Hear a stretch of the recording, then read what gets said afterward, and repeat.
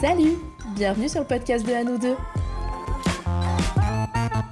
Salut à tous, bienvenue dans ce nouvel épisode du podcast. Aujourd'hui, je suis en compagnie de Carlos, mon premier invité masculin. Bonjour. Normalement, il devait faire un signe de la main, je suis un peu déçue, mais bon, tant pis. Il vous le fait quand même, il vous fait coucou de la main. Aujourd'hui, et du coup, avec Carlos, on avait envie de parler de couple et surtout le sujet de savoir comment est-ce qu'on fait pour entretenir notre couple. Donc déjà, juste pour faire une petite mise au point et un petit état des lieux, Carlos et moi, on est chacun de notre côté en couple avec une personne différente. On est tous les deux hétéros et on est tous les deux dans une relation exclusive. C'est exact. Carlos, ça fait 8 ans. Non. 9. Oui. Déjà 9 ans. Oui, ça fait déjà 9 ans. OMG. Donc ça fait 9 ans que t'es en couple. Exactement. Moi, ça fait 2 ans et demi. Waouh, déjà 2 ans, le temps passe très vite. Bientôt 3 ans. Waouh, incroyable. Bientôt des grands. Incroyable. Oui. Du coup, tu vas pouvoir nous expliquer, notre chère Pauline, toi qui tiens ce podcast, comment tu entretiens ton couple. Par plein de choses différentes. Mais d'abord, est-ce qu'on se demanderait pas qu'est-ce que c'est, le couple ? C'est une bonne question. Alors, comment est-ce que tu définis ça, toi ? Comme une équipe. Ok. Pour moi, un couple, c'est au-delà déjà de mélanger tout ce qui est amour et tout, c'est aussi de base un soutien à une équipe entre deux personnes. C'est nous deux contre le monde, même si techniquement on part du principe que pour rester un peu sain dans son couple, on ne s'enferme pas juste dans son couple. Mais par contre, quand on a certaines rancœurs, qu'on a certains doutes ou autres, c'est, en tout cas pour moi, bien sûr, c'est dans mon couple que je me tourne en premier pour essayer de me rassurer sur un peu tous les aspects de la vie, que ce soit sociétal ou sociabilité, ainsi de suite. Ouais, pour toi, le couple, c'est vraiment avoir ton pilier avec toi, quoi. C'est ça. Ok. Je suis assez d'accord. Pour moi, j'ai un petit peu la même vision du couple.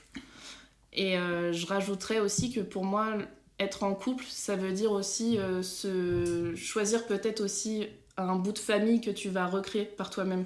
Ah oui, totalement, c'est vrai que je l'avais pas vu comme ça. Pour moi, c'est vraiment ça, c'est ta famille de cœur que tu choisis. Exactement.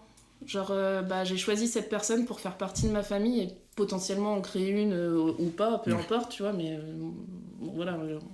J'ai déjà fait un épisode pour dire qu'effectivement, j'avais pas spécialement envie d'avoir des enfants, mais voilà, j'ai ma famille d'animaux, tout ça, donc ouais, pour moi, c'est aussi ça, le couple, c'est se créer sa propre famille à soi. Oui, je suis entièrement d'accord avec toi, là, sur le coup. Mais, c'est étonnant, mais je suis bien d'accord avec toi. Ouais, c'est vrai que c'est rare qu'on soit d'accord. Il faut qu'on parle d'amour, Carlos, pour être d'accord. Pauline, n'avez-vous pas honte ? Quoi ? Je sais pas, je voulais juste dire ça comme ça, je voulais faire une bourde. Voilà, c'est bon, on peut reprendre. Ok, pardon. Et du coup, pourquoi est-ce qu'il faut entretenir son couple ? Pourquoi il faut entretenir son couple ? Eh bien, c'est tout con, mais déjà, pourquoi être dans un couple ? Waouh, pourquoi être en couple ? Voilà, exactement. Je pense qu'on peut partir de ce principe-là. Avant d'entretenir quelque chose, il faut savoir déjà pourquoi on veut être dans ce quelque chose-là. Moi, perso, voilà, je bafouille, plus mes mots. Il fait plein de signes des mains en mode et voilà. Il est devenu italien. Il reboit un coup de bière, l'abus d'alcool est dangereux pour la santé. Hop. Si vous tenez à quelqu'un, empêchez-le de partir en voiture, s'il vous plaît, lorsqu'il a bu. Non, mais pourquoi être en couple déjà ? Par exemple, toi, ma chère Pauline, quand tu te mets en couple, qu'est-ce que tu attends de ton couple avant déjà, que ce soit un pilier ou autre ? Qu'est-ce que tu attends de ton couple en tant que personne individuelle ? Ça a énormément changé forcément en grandissant et avec l'âge. Waouh, ça veut dire que c'est fini les rêves de princesse, de cheval blanc, ce genre de choses. C'est ouf. Ouais, c'est bien fini. Mais c'est sûr que je me mets plus... je me mets pas en couple pour les mêmes raisons à 20 ans qu'à 30 ans. Ouais. Ça a évidemment beaucoup changé. Et surtout, ce que j'ai appris ces dernières années, c'est d'abord d'être bien avec moi-même avant d'aller chercher à être bien avec quelqu'un. Oui, totalement. Si tu sais pas vivre avec toi-même et si tu sais pas gérer déjà tes problèmes personnels, c'est pas... T'auras beau te mettre en couple, essayer d'être le plus sain possible ou autre, t'auras toujours un petit couac du fait que tu seras t'es pas sain pour toi-même, tu peux pas être sain pour quelqu'un d'autre. Exactement. Tout simplement. Je suis carrément d'accord avec ça. Et donc, tout ça pour dire que quand j'étais plus jeune, je cherchais quelqu'un pour m'accompagner et pour m'aider, on va dire. Ouais. C'est ça que je cherchais dans mon couple. Et évidemment, spoiler, ça marchait pas. Et du coup, je suis restée célibataire pendant au moins 2 ans. 2 ans. Où vraiment, j'ai pris le temps de me reconstruire, de me poser sur moi-même, prendre du temps pour moi, tout simplement, de me connaître, savoir ce que je voulais, ce que je voulais pas dans ma vie en général, chez un homme, etc. Ouais. Et au bout d'un moment, je me suis dit, je pense que je suis prête, mais ce que je veux, c'est avoir la cerise sur mon gâteau. D'accord, je vois. Tu vois ? Je vois totalement. Genre, je voulais juste que ça soit une personne qui m'apporte du plus, mais j'en ai pas forcément besoin dans ma vie. Oui, alors c'est un petit peu bizarre vraiment, dit comme non, ça. C'est vraiment le bonus de ta vie. Exactement. Parce qu'au final, dans une vie d'une personne, et ça, retenez-les bien, chers auditeurs, tu ne peux créer que ton propre bonheur par toi-même. C'est pas quelqu'un d'autre qui le fera à ta place. Je suis carrément d'accord. Par contre, la personne qui t'accompagnera tout au long de ta vie, à qui tu peux adresser et porter des sentiments, sera une personne qui t'accompagnera à accéder à ce bonheur. Après, que tu y arrives ou que tu n'y arrives pas, c'est autre chose, malheureusement. Ouais. Mais je sais que moi, ça a été un peu la même chose. Avant, j'étais en couple. Alors, il faut aussi voir tout ce qui est passif, hein. Forcément, quand on parle de bien-être moral ou autre, il faut aussi qu'on commence à parler de tout ce qui est éducation avec les parents, de comment tu as pu vivre ton enfance, ton adolescence, comment tu t'es construit et tout. Moi, je sais que de mon côté, c'était pas très fameux, au contraire. Et du coup, je me mettais en couple parce que j'avais un manque à combler. C'est-à-dire qu'au début, c'était un peu le délire de genre, j'ai pas eu de papa, j'ai pas eu de maman, du coup, je suis en recherche d'affection. Ouais. Donc, je peux le dire à vous, toutes les personnes qui vont nous écouter, que moi, avant de me mettre, par exemple, en couple aujourd'hui avec la personne avec qui je suis aujourd'hui, là, j'étais ultra toxique parce que du coup j'avais aucune construction de moi-même, je savais pas comment réagir réellement vis-à-vis de la vie, vis-à-vis d'une autre personne, et j'avais des attentes en fait qui n'étaient pas des attentes qui étaient valables en tant qu'individu que je pouvais demander à quelqu'un d'autre. Et je sais qu'à la base, j'étais toxique. J'étais le mascu toxique. Vous savez qu'on voit un peu sur Internet, qui se remet pas en question et qui dit genre ouais mais bon, ça devrait se passer comme ça. Alors que non. Et puis mon ex, c'était une folle de toute façon. Voilà, ouais, elles sont toutes folles sauf moi, hein, je comprends pas. Mais alors j'étais pas à ce point-là quand même. Je respectais quand même mes copines. Mais je sais que j'avais des comportements assez toxiques et... en fait, à force que ça se passe mal dans mes relations, parce que c'est obligé de se passer mal, en fait, au lieu de faire le schéma classique d'un mascu toxique, on vous voit, j'ai appris tout simplement à prendre du recul et à me dire peut-être que le problème, en fait, c'était pas ta copine, peut-être qu'elle apportait certains problèmes, mais que c'était pas juste elle le problème, peut-être que le problème, en fait, c'était toi. Et à partir de là, effectivement... j'ai commencé à faire un travail sur moi-même pour essayer de me rendre compte que, avant d'être en couple, il faut déjà être en couple avec soi-même et s'aimer. Si tu t'aimes pas, comme on l'a dit au début, jamais t'arriveras à avoir une relation totalement saine. Ouais, et puis tout simplement, je pense que si tu t'aimes pas toi-même, t'arriveras jamais à bien aimer quelqu'un d'autre finalement. C'est exactement ça. Et vice-versa pour la personne avec qui on se met en couple. Enfin là, on parle de nous, mais je pense qu'on a aussi... su choisir des personnes qui sont aussi comme ça, qui savent s'aimer elles pour aussi nous aimer correctement. C'est que c'est des personnes qui sont là pour nous soutenir, on sait pourquoi elles sont là, mais ça va aussi rajouter des paillettes à ce qu'on avait déjà. On est déjà content de ce qu'on a, mais du coup elles vont rajouter un petit peu de fluffy, un petit peu de paillettes, et c'est vraiment que du plus quoi. En fait, être en couple dans une vie, quand on commence à comprendre que notre vie nous appartient et qu'il faut la travailler avant de se mettre en couple, du coup, finalement, être en couple, c'est les petits trucs tout colorés qu'on met sur les gâteaux. Grave, les petits vermicelles au sucre, là. C'est juste ça, être en couple. Tu saupoudres ta vie un peu de ça, et du coup, ça va mieux.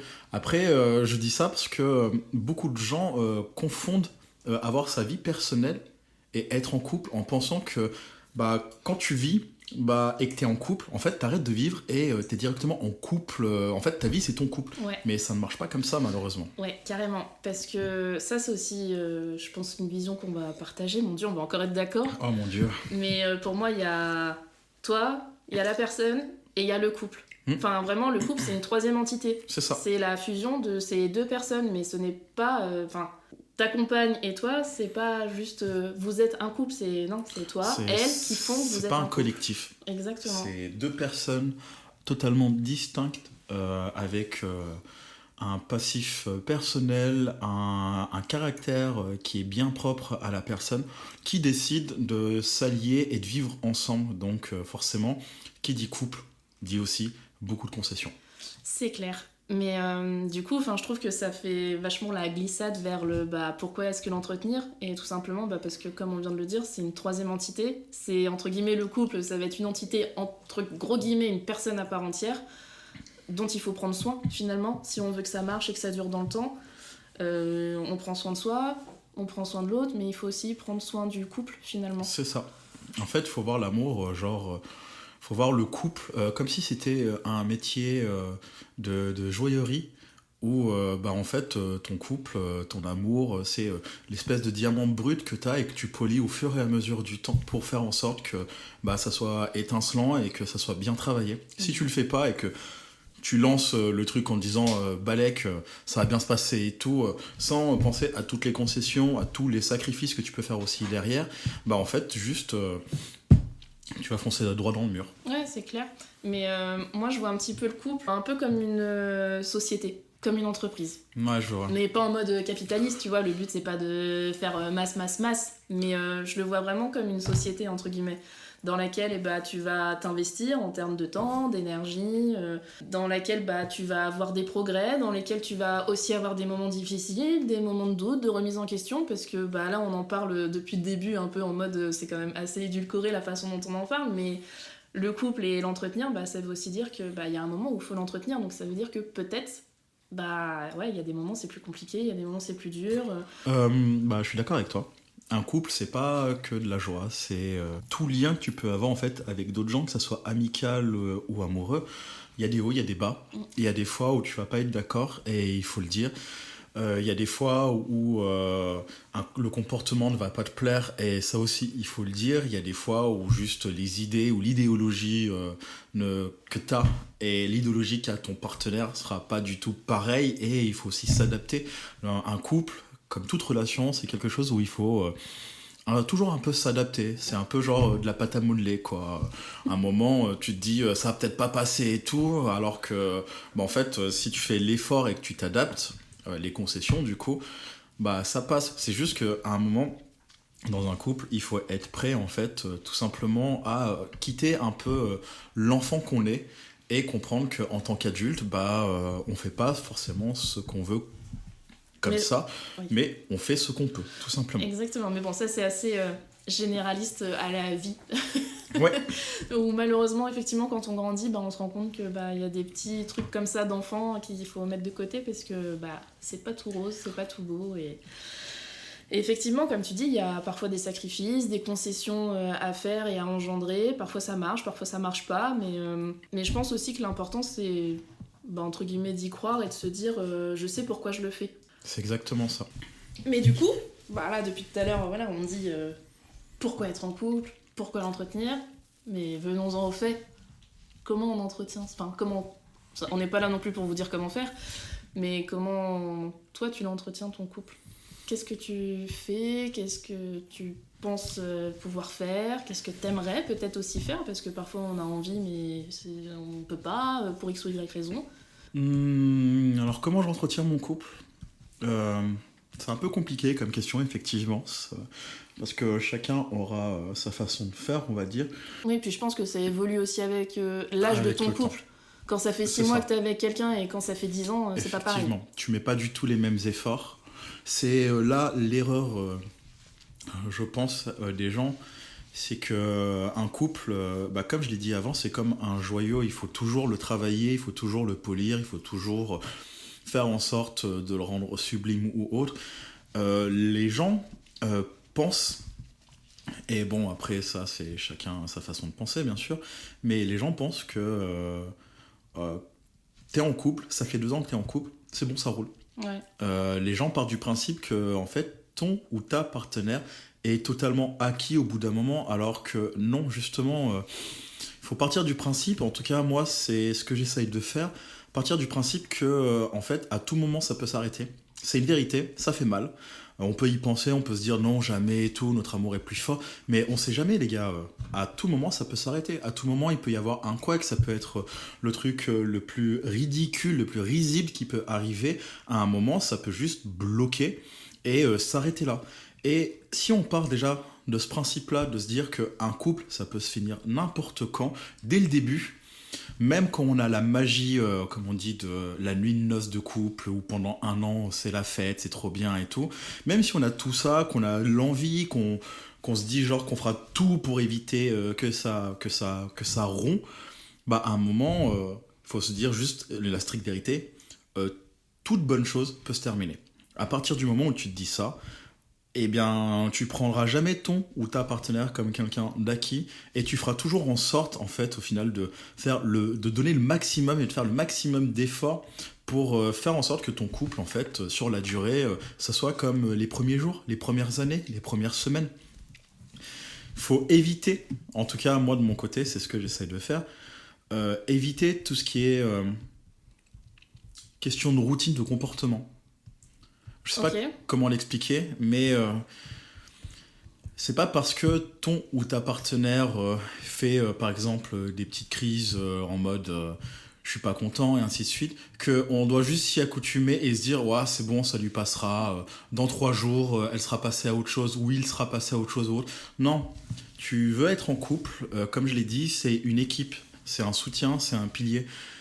Tu veux être en couple. Au-delà de ne pas croire que la personne est acquise, c'est aussi essayer d'être le plus compréhensif avec la personne qui partage ta vie. Parce que ce que toi tu vas attendre d'elle, c'est-à-dire être compréhensif envers toi-même, bah c'est aussi ce que toi tu dois lui donner. C'est beaucoup de patience, c'est beaucoup de conversation, c'est beaucoup de discussion, et c'est surtout... Et ça, je sais que les gens ont beaucoup de mal parce qu'on a un peu tous notre fierté mal placée, mais c'est aussi beaucoup de remise en question de soi-même. Si tu sais pas remettre en question, si tu sais pas mettre ton ego de côté en te disant que bah en fait c'est peut-être moi qui suis en tort et bah voilà j'ai été con, si t'acceptes pas ça, bah en fait t'arriveras jamais à entretenir ton couple parce que c'est encore une fois l'union de 2 personnes en fait avec un caractère, un passif. Des sentiments, des envies qui sont totalement différentes et ça bah, il faut réussir en fait à les allier au mieux que tu peux si tu veux rester en couple bien sûr. Ouais, c'est clair, mais je suis complètement d'accord avec toi. Après, c'est sûr que, bah, voilà, comme tu le dis, c'est pas toujours facile. Et parfois aussi, je me dis, à quel moment est-ce que tu arrêtes de faire l'effort, tu vois? À quel moment tu te dis, bah non, mais en fait, on n'arrive pas à être compatible, même si on a beau essayer, même si on a beau tout faire, on met tous nos efforts, etc.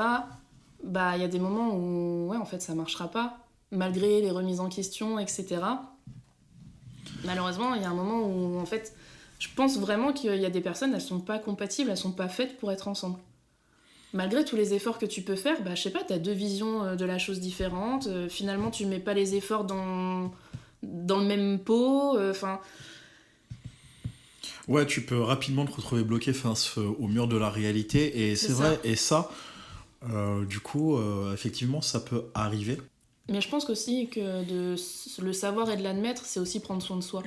Bah c'est ça, c'est-à-dire que, comme je l'ai dit au tout début, moi étant totalement toxique dans mes relations, j'avais du mal à admettre que en fait, bah ça marchait pas. Ouais. Juste ça marchait pas et que malheureusement, bah ça irait pas plus loin. Et c'est vrai que j'ai insisté, pas insisté en mode genre non tu me quittes pas, mais plus insisté genre non je peux y arriver, si je fais ça ça va changer, si je fais ça ça va...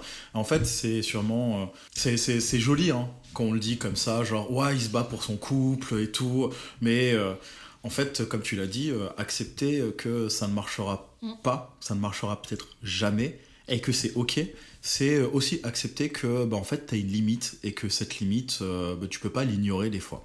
Quand tu vois que ton couple te fait plus souffrir qu'autre chose, et je parle pas de la souffrance du style je lui en veux depuis une petite semaine et tout. Moi, je parle de la souffrance où t'as l'impression que t'auras beau faire tout ce que tu veux, la personne ou toi-même ne sera jamais satisfait de ce qui se passe. Je parle de cette souffrance où t'as l'impression de pédaler dans la semoule, où t'as l'impression de pédaler dans le vide, où t'as l'impression juste de te battre, mais pour rien, mais tu veux pas te l'admettre. Et tu t'épuises, t'es usé, tu vois. C'est ça. Eh bien, effectivement, quand ça arrive, vaut mieux arrêter et accepter en fait que on n'est peut-être pas fait pour tout le monde, tout simplement. Mais je pense que c'est bien de le préciser, parce que c'est vrai que là on parle de comment entretenir son couple, du fait que faut savoir faire des concessions, beaucoup communiquer, accepter, respecter, etc. Mais faut aussi rappeler que parfois juste ça sert à rien. Enfin, il y a un moment où oui, c'est bien d'essayer, mais effectivement quand vous sentez que vous vous épuisez, que vous êtes en train de vous user, et que la personne en face est aussi usée de cette relation, il faut savoir aussi dire stop et arrêter et se respecter finalement. C'est un peu ça, et même respecter l'autre personne, C'est respecter en fait ce que vous avez vécu et ce que vous étiez en train de vivre. À un moment, c'est vrai qu'il y a une limite où tu te dis que si tu la dépasses, mais en fait tu vas juste tout détruire, mais au-delà de la relation que tu avais avec la personne dans le passé, en fait tu vas vraiment, tout ce que tu as pu entretenir, tout ce que tu as pu essayer de faire, tu vas le détruire totalement parce que par ego ou parce que tu te voiles la face, en fait, tu fonces juste dans le mur et tout ça, tu le perds, quoi. Ouais, carrément. Moi, je sais que sur le comment j'entretiens mon couple, il y a beaucoup de ce que tu as dit, parce que je suis vraiment très d'accord avec tout ça. Mais je pense aussi qu'il y a plein de petites choses au quotidien. Dans un des premiers podcasts, et j'ai rien inventé, je l'ai entendu plein de fois, mais je parle beaucoup des 5 langages de l'amour. Ouais. Donc je sais pas si tu les connais ou si tu as écouté cet épisode, il va me dire non, mais... Oui, j'ai effectivement écouté cet épisode. Oh là là, quel épisode intéressant. Quel gros mytho. Mais du coup, il y a les 5 langages de l'amour. Et en fait, c'est comment est-ce que toi, tu présentes ton affection et comment est-ce que tu aimes la recevoir. Et ce qui est intéressant dans ces 5 langages, c'est que moi, je vais avoir comment j'aime avoir cette affection, mais la personne avec qui je suis, peut-être qu'elle, sa façon de montrer son affection, c'est pas celle que moi, j'aime recevoir. Ouais. Tu vois ? Ouais, je vois totalement. Et typiquement... Enfin, moi, si j'aime recevoir mon affection de façon tactile, tu vois, quand il passe à côté de moi, il met une petite main dans le dos, il me fait des câlins, etc. Mais que lui est pas du tout tactile et que son langage de l'amour à lui, ça va être par exemple les petites attentions du quotidien, je vais me dire, ouais, mais vu qu'il me touche jamais, peut-être que ça veut dire qu'il m'aime pas, alors que lui, si, vu qu'il me fait plein de petites attentions au quotidien. Je vois totalement ce que tu veux dire, ouais. Et je pense que c'est un sujet méga intéressant à discuter quand on est en couple aussi, et peut-être même dès le départ, de quand on se met en couple avec quelqu'un et qu'on a envie que ça dure et qu'on s'installe, pour se dire, comment est-ce que toi, t'aimes donner et recevoir ton affection ? Parce que moi, c'est de cette manière-là. Donc viens, on se met d'accord, tu vois. Ouais. Moi, c'est une discussion que j'ai eue avec mon compagnon... peut-être au bout de 1 an, je pense, quand j'ai découvert ces 5 langages de l'amour, où je lui ai dit, mais tu vois, il y a ça, toi, du coup, c'est quoi ? Et en fait, d'en avoir parlé, ça a débloqué un petit truc où, tu vois, parfois, je me disais, mais en fait, tu vois, moi, je fais ça pour lui, et lui, il le fait pas. Et du coup, c'est ça qui est important, justement, et c'est bien que t'en parles, dans un couple, c'est que si tu communiques pas, ça, c'est la base. Voilà, en fait, il n'y a rien qui avance, et c'est le problème de beaucoup de gens, quand ils communiquent pas, ou quand il n'y a pas de communication, ils sont des idées, et on peut pas leur en vouloir de se faire des idées, parce que du coup, ils ont rien à se raccrocher, ils ont aucun indice pour savoir comment peut être l'autre personne, et comment interprète l'autre personne, justement, ce langage de l'amour ou autre. Et du coup, pour entretenir ton couple, si tu veux vraiment l'entretenir, en fait, communique. Il faut à tout prix que tu apprennes à communiquer avec ton partenaire.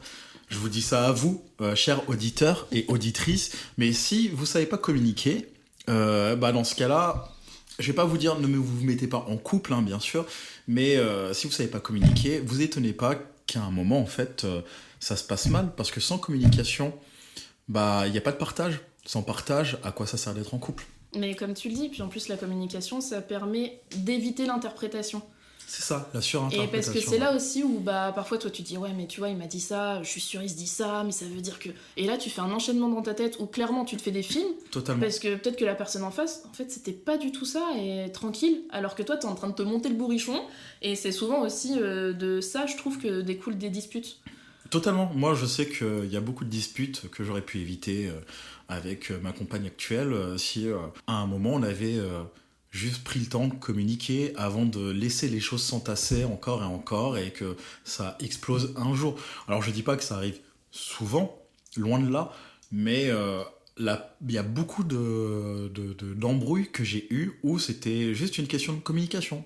Il y a un truc qui te gêne, bah dis-le moi, comme ça je le saurai et j'essaierai ou de régler la chose ou de te parler de mon point de vue. Il y a un truc chez toi qui m'a gêné, bah il faut que je t'en parle parce que si je t'en parle pas en fait, bah je vais juste me dire genre elle me prend pour un con, ça me saoule et tout et du coup au lieu de prendre du recul, de la patience et être compréhensif, bah je vais juste mettre mon ego de mascu toxique en avant et bah en fait je vais juste me prendre la tête pour rien alors que bah si je lui avais parlé elle m'aurait juste dit non écoute c'est pas que ça en fait c'est juste ça et tout c'est pas contre toi et tout et ok hop c'est bon c'est fini on est tranquille on est heureux.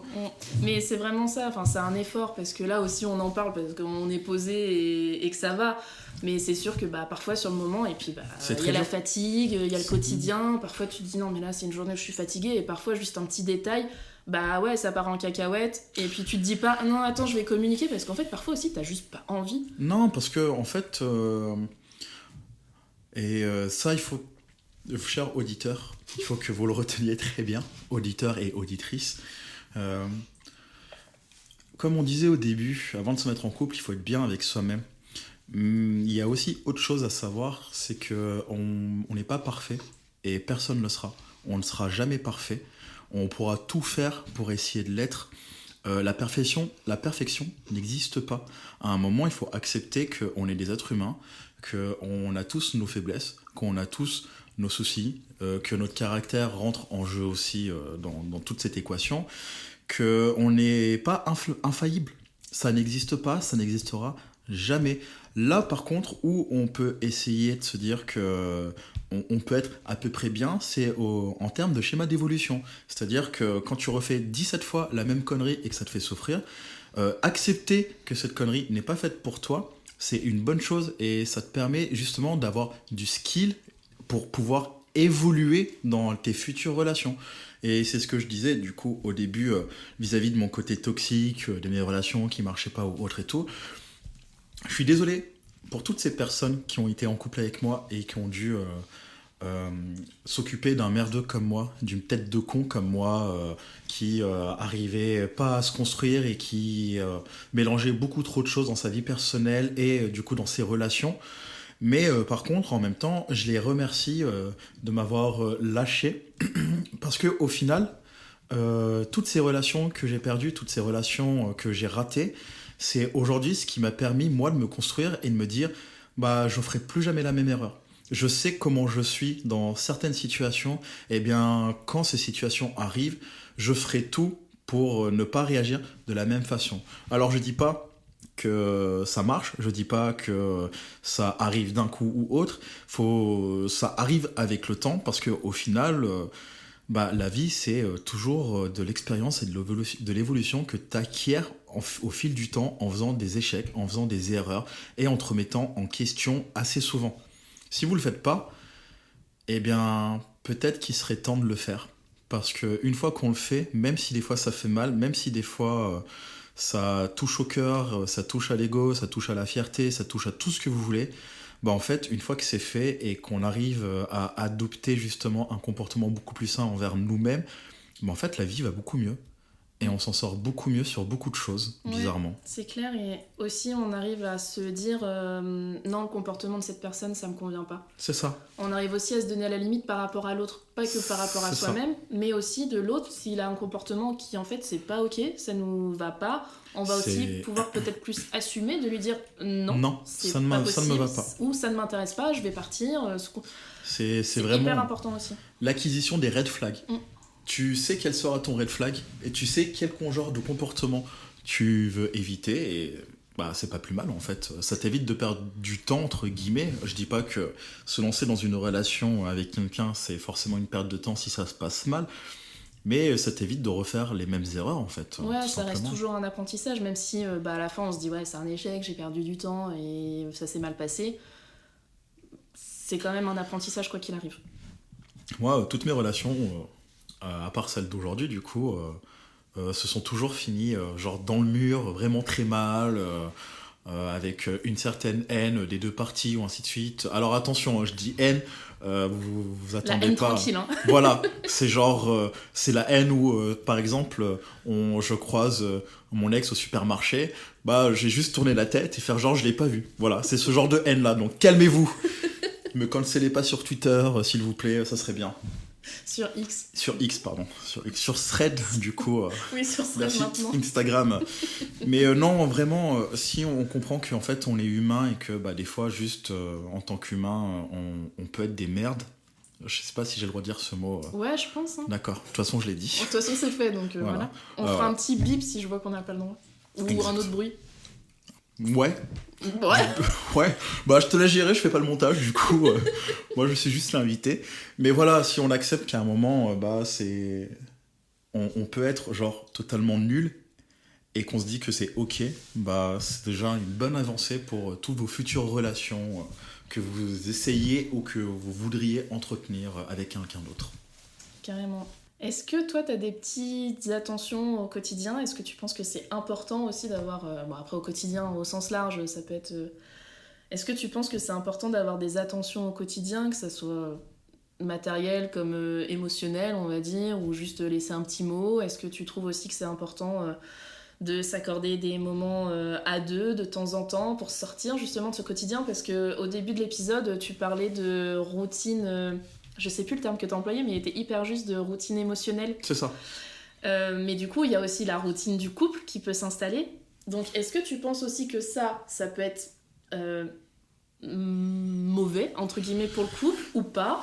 Alors, c'est quoi ton avis sur la routine ? Parce ça que va- souvent, on dit, attention, faut surtout pas rentrer dans une routine quand on est en couple. ça va beaucoup dépendre en fait des gens, je pense. Moi, par exemple, la routine, ça me rassure. Ouais, moi aussi. Quand il y a une routine, en fait, ça me rassure. Après, c'est aussi le comportement de chacun qui leur est propre. Moi, par exemple, je le cache pas, mais je suis quelqu'un d'extrêmement angoissé. Le moindre truc me fera pas vaciller ou autre, mais je sais que je vais me poser beaucoup de questions. Donc, avoir une routine, c'est me rassurer sur le fait que ma vie, c'est une machine qui tourne et elle tourne bien. Par contre, dans un couple, il y a routine et routine, du coup. Tu peux être dans une routine, effectivement, où tu fais ta vie de tous les jours, parce qu'au final, c'est normal de faire sa vie de tous les C'est jours. la vie. C'est ça.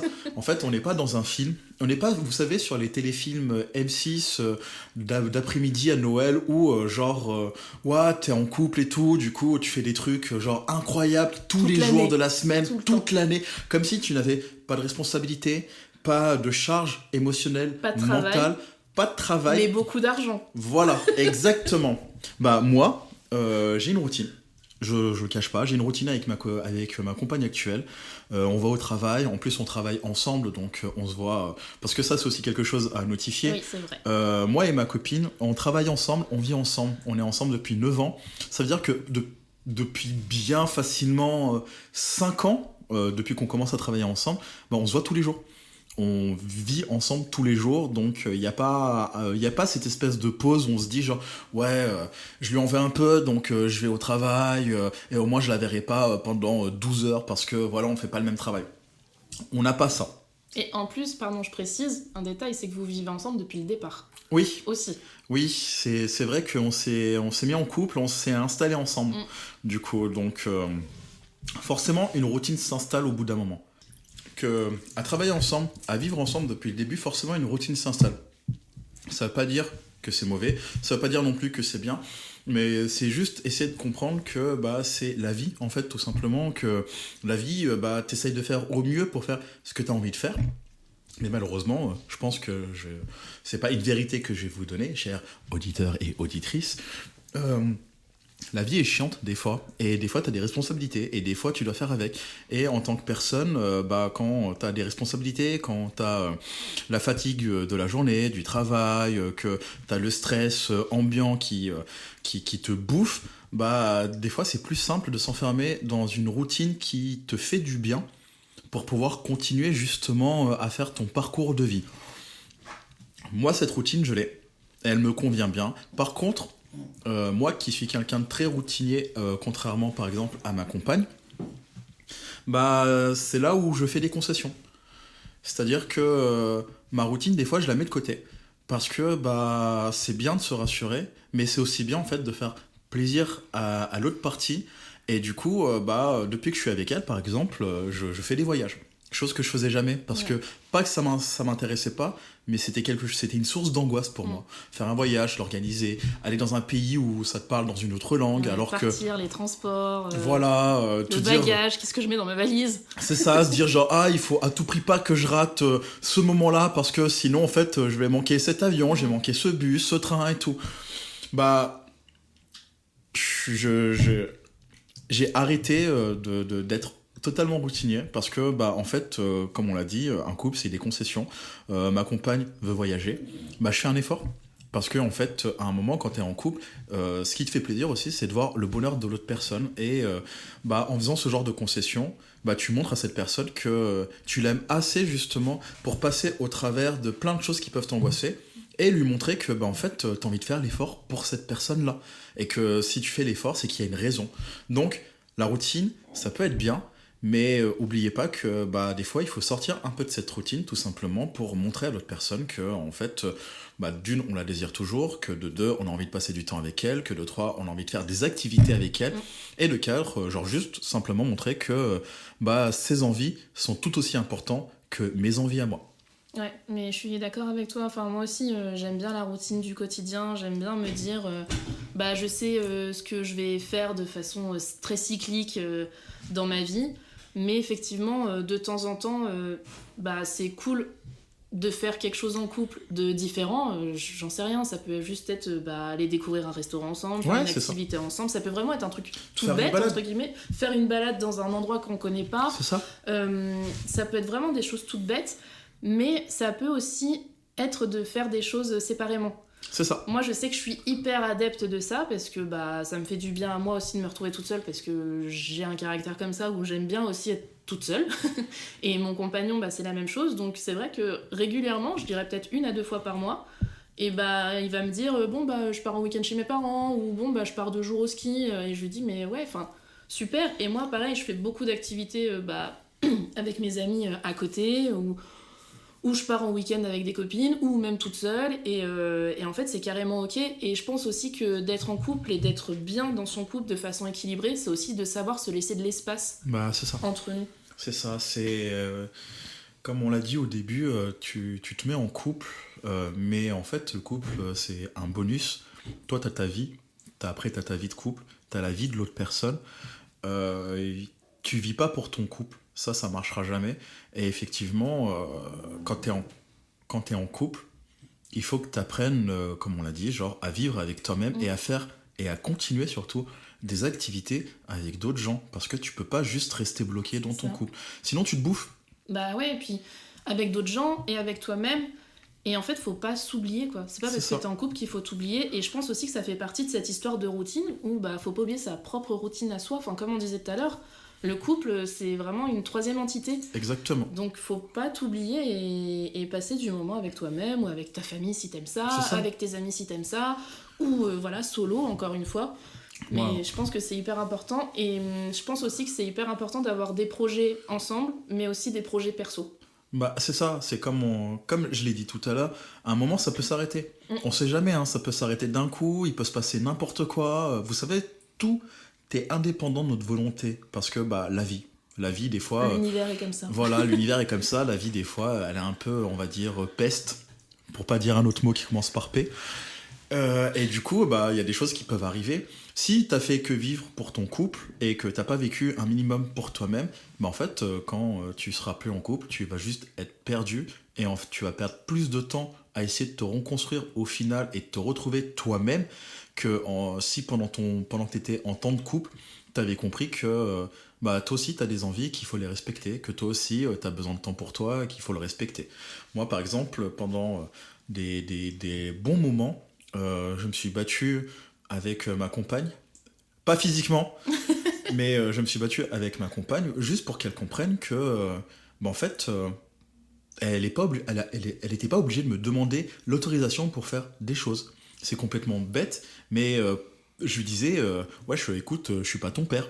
Même si techniquement ton père n'est pas censé faire ça non plus, hein. Mais ça c'est un autre sujet. On en reparlera sûrement dans un prochain podcast à partir de mars, mais ça on verra bien.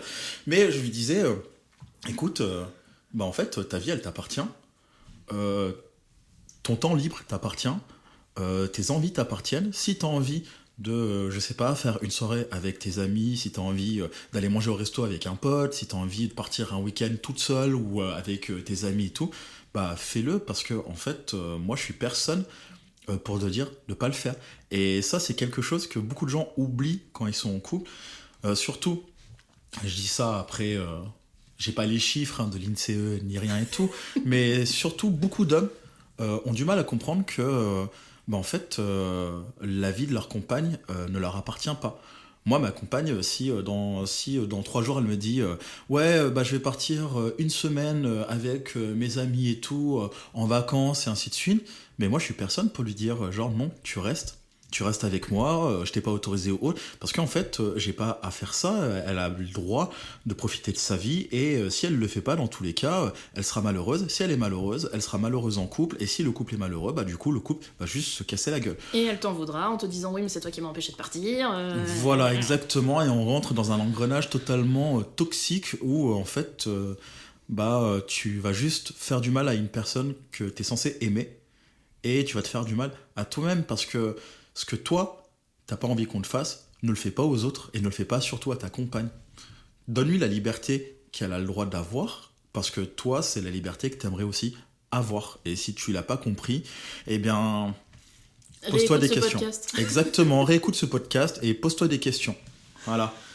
Voilà, ça y est, il est en train de s'énerver. Ouais, c'est bon, là, je vais frapper les murs comme un masque toxique, parce que là, c'est bon, je suis saoulé, quoi. En tout cas, je pense qu'on a fait le tour du sujet. Qu'est-ce que t'en dis ? Ouais, moi je pense aussi. Après, c'est toi la maître de cérémonie, à toi de me dire. Est-ce que tu as un dernier mot pour clore ce sujet ou pas ? Non, je pense que là, ce que t'as dit à la fin, c'est très bien. Cool. Je trouve que c'est bien de clôturer là-dessus. Cool. Eh bien moi, mon dernier mot, ça sera... C'est mon beatbox. Retrouvez-moi dans toutes les FJC tous les samedis. À Grenoble. À Grenoble, exactement. Eh ben merci Carlos, c'était grave cool. Eh bien, de rien. Check. Check du coude. Merci d'avoir partagé ce moment avec nous. Si cet épisode vous a plu, n'hésitez pas à en parler autour de vous et sur les réseaux sociaux. Et pour rappel, le podcast à nous deux, c'est un mardi sur 2.